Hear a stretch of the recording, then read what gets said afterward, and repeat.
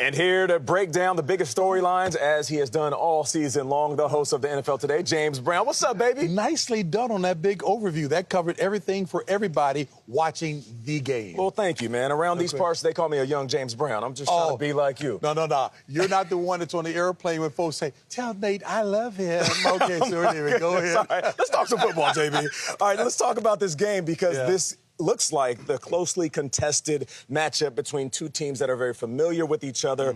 What are the keys to victory for both squads? You would expect it to be a closely contested game. These are the two best teams that have gotten to this point. You said on this sacred turf. Nate, what do coaches say is the #1 stat to keep in mind when you're playing football? Taking care of the ball. What does Bill Belichick, what did he tell his players when they went out on the field? Do your job. And you have to believe in yourself, right? That's right. Nate, those are the ingredients, but there are some seriously talented players on both sides of the ball there. They just got to play error-free football, do what got them here. I think it's going to be awesome. Bill Cowher, our colleague, says come up with a couple of calculated plays that might make the difference. No doubt about it. So the Chiefs, they are slight favorites. But what would this mean for their legacy if they get this victory? Look here, they've done it in a compressed period of time. This will be what, Patrick Mahomes' fourth? Yep. Before age 30. The legacy, I think, is already there. Andy Reid, I know you're going to talk about him in a little bit. He's got to be one of the greatest all time. And that quarterback, is that my overused description of him, Patrick Mahomes, preternatural, their history is set already. Okay, you mentioned those words, greatest of all time. Patrick Mahomes gets this victory, 4th Super Bowl before 30, like you said. Does this put him in the conversation, firmly cement him in the conversation of greatest quarterback ever? See, because you play the game. I love the way you worded that. In the conversation. He's done all of this before age 30. Folks, look, what Joe Montana has done and others, Tom Brady still is a standard because it was done over a longer period of time. But what Patrick Mahomes has done as a youngster, Joe Cool, everybody follows his lead. Yes, he is in that conversation solidly. When it comes to dynasties across all sports, there's a common thread. First, they love you. Then they hate you. Right. And then hopefully they love you again. Right. But it seems like the Chiefs have embraced this evil empire attitude.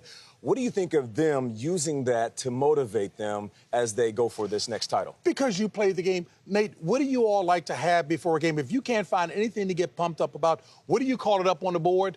We call the bulletin board material. And that's what they have right now. In the game of life, most people want to see a guy, a woman, develop and gain excellence at what they do, and over a sustained period of time. There's nothing to hate about the Kansas City Chiefs. From the top of the organization down to the bottom, they've done everything the right way. And I know our Philly fans are sitting back saying, enough of the Chiefs. Okay, good Talk point. about the Eagles. Let's talk about the Eagles. Saquon Barkley is now Offensive Player of the Year, an absolute beast of a season. I mean, what do they need to do to get this victory? Look here, I learned the game from John Madden, God bless him, and he says a football team is built from the inside out. You got to have those bullies, those dogs, the hogs at the offensive line or the defensive line. They've got the best in the game on both sides, and they happen to have a guy who's had a Hall of Fame career in one season, and Saquon Barkley. They've got the ability to get it done, and Jalen Hurts doesn't have to do more, stepping outside of his comfort zone because everybody is doing the job for him. Do what got you here. You said bullies, dogs, and hogs. I like that one, JB. All right, JB, I want to talk about Josh Allen, who won the MVP award at last night's NFL Honors ceremony.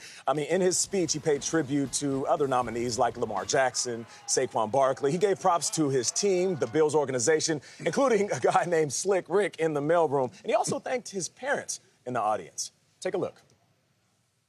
I'd like to thank Joel and LaVon, my parents, who, in my 20-plus years of playing football, going down to Pop Warner, I bet you they've missed maybe 15 games in their entire life. Thank you guys for all the support, all the time, money, energy wasted growing up, from meet to game to practice every day.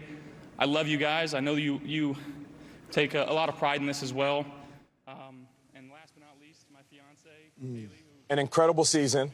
He's a great player on the field, but an even better man off of it. What do you make of Josh Allen? For all the reasons you just said it, there's nothing to dislike about Josh Allen and his teammates, especially that O-line. they verify that in terms of the love that they have for him. Shout out to Lamar Jackson, because I think and voted for a co-MVP all season, but that takes nothing away from Josh Allen. He earned that. Well, JB, when it comes to my media career, you are the MVP, most valuable person. I appreciate you, man. You know I'm too dark to blush, but thank you so very much. JB, I appreciate love you, it. man.